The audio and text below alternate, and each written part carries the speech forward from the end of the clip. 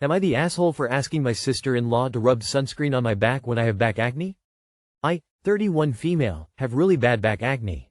I was going to the beach with my mom, 53 female, my brother, 28 male, and my brother's wife, 26 female.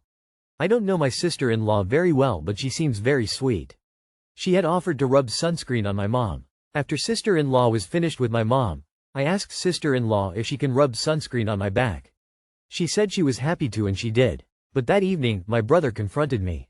He said his wife has many issues including social anxiety. He said she has a problem saying no. He said she told him how uncomfortable she felt putting sunscreen on my back. He told me it was inconsiderate of me to ask someone who's not in healthcare to touch diseased skin. Sister-in-law continued being very sweet to me and my mom. My brother seemed cold with me and he was very protective of his wife. Am I the asshole? Soft, you are the asshole. It's a little weird to ask someone you don't know well to rub sunscreen on your back, even if you don't have acne. You may have put her in an uncomfortable position, where she likely felt obliged to do what you asked. Furthermore, your mom was there. She's someone who is much closer to you. You should have just asked her. Although, your brother is an asshole for calling acne diseased skin. Acne is a skin condition, it's not a contiguous disease. You didn't put your sister-in-law at risk by asking her to touch your back. You just asked her to do something that many people may find unpleasant.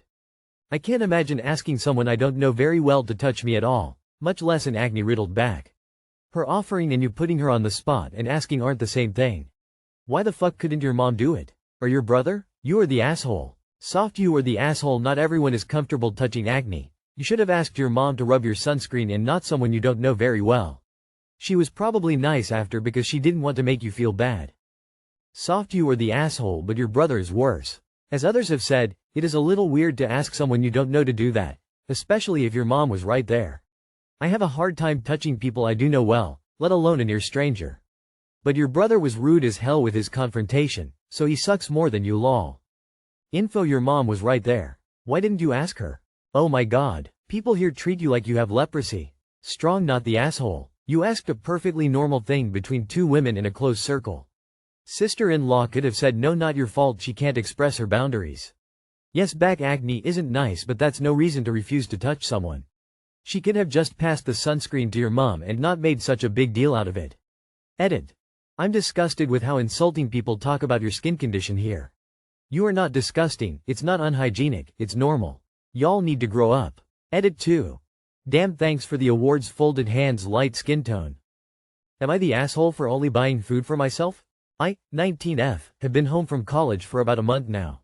I live at home with my mom, her boyfriend, my two younger sisters, both 15F, and her boyfriend's two sons, 13M and 12M. I didn't even know his kids were living here permanently until I got back for summer break. I don't have a problem with them personally, we barely speak. The only thing is food in this house disappears constantly.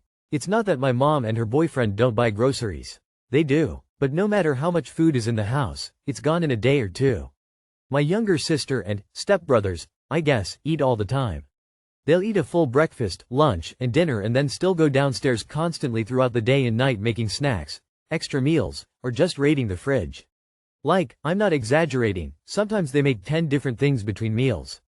Even with leftovers, I'll come home and there's nothing left. I've asked my mom about it, and she'll say she told them to save me some, but they never do. It's happened so many times that I just gave up. I started putting food aside before I leave the house, but even then, someone would eat it.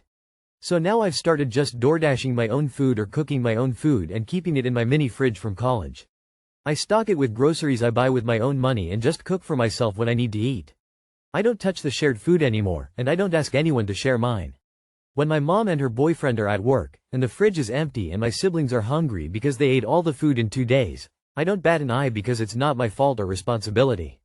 The other day, my mom made a comment about how I only think about myself, and I should think about the house as a whole. My sisters are playing a part in this, but majority of it is on her boyfriend's kids.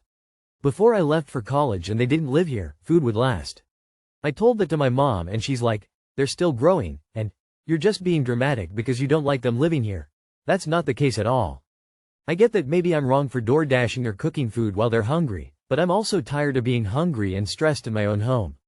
They don't think about me while they're eating my leftovers.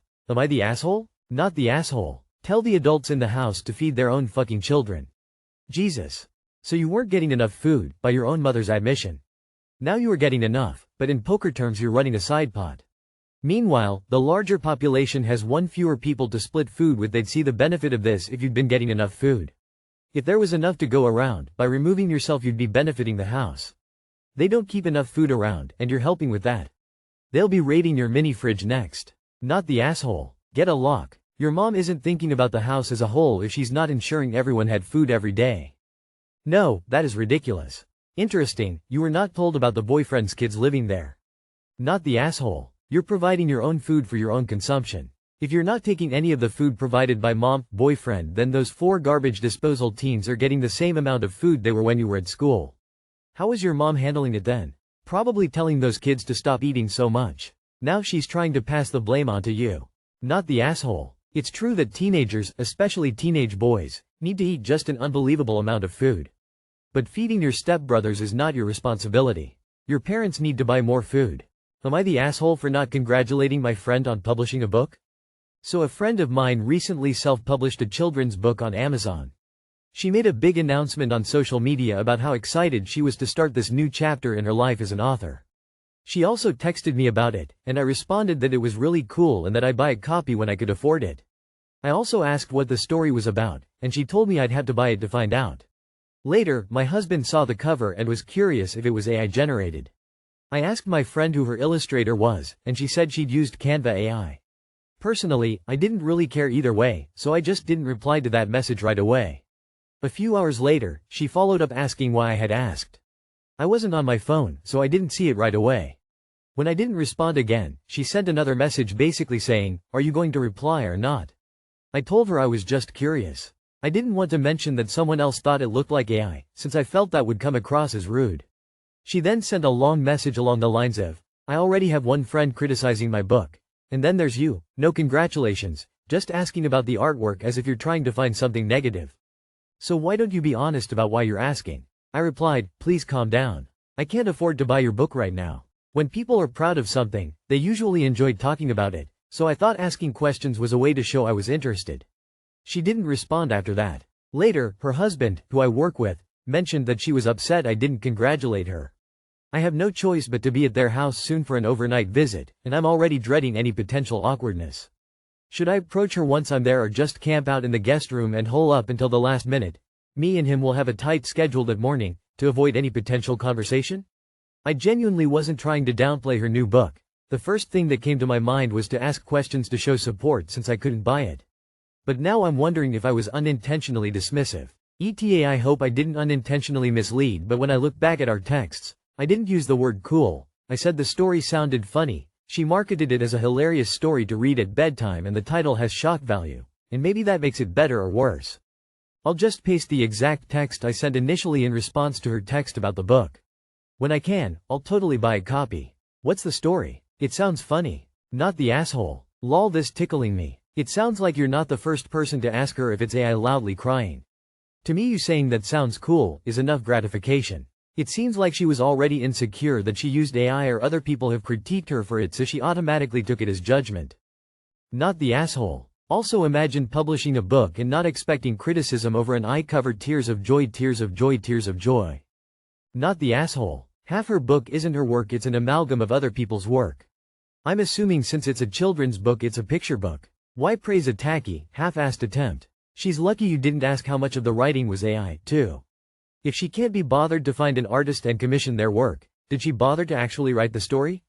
It destroys her credibility. Sorry, not sorry. Telling her it was cool she did it is already more praise than she deserves.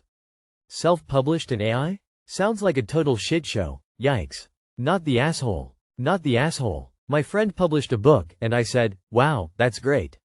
And she was pleased. You said congratulations with different words and she's just fixating on her own perception of a separate statement after you congratulated her. Not the asshole. The story is probably AI too. Honestly, she didn't get a publishing deal. Anyone can publish a book and sell it on Amazon, and you did congratulate her without using that exact word. If you go over, act normal like nothing happened. This person has issues, don't make them your own. You did nothing wrong. Am I the asshole for causing my mother-in-law not to come to my husband's birthday? My husband's 29th birthday was last week. 3 weeks prior, I told him I planned a lobster buffet for him with our 2-year-old. He was super stoked because he mentioned several times in the past that he'd never had lobster. I told him to tell me if he had something else in mind, but he loved my idea, so I booked the dinner, a $120 per €100 reservation, plus similar priced gifts, totaling about $240 per €200, a significant amount where I'm from. A week before, his mother texted, requesting an invitation. My husband said absolutely not and said he's tired of constantly footing the bill for his family's celebrations. He usually provides food and gifts for others' birthdays and resents that he's not getting the same treatment for his birthday. Since the buffet was dinner, I considered inviting his mother to lunch. He's annoyed by his family's expectations, but I know he loves his mom very much and that he'd still love to spend his birthday with her. Crux is his mother also celebrated her birthday earlier in the month. My husband gave her travel money, and I gave her $100 per €85 spending money. While away, she requested some additional cash which I happily gave.